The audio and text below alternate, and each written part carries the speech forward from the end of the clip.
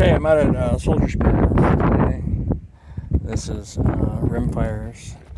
Starting off with a Savage Model 64 takedown rifle.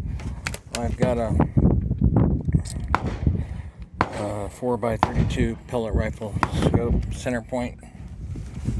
So, and then 17 Mach 2 Model F Savage. I have the Mossberg Model 817 and 17 HMR. I've got the Savage 22 Magnum or WMR Model 93, and then I have the Savage 17 B-Mag.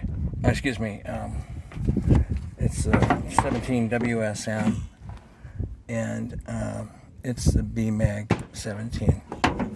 Alright.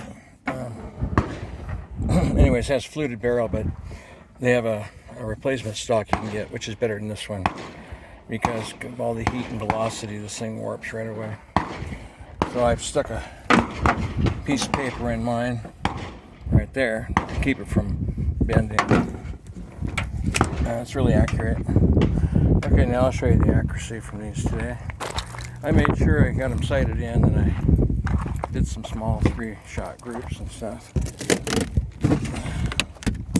Alrighty, I marked them down. Okay, here's the Savage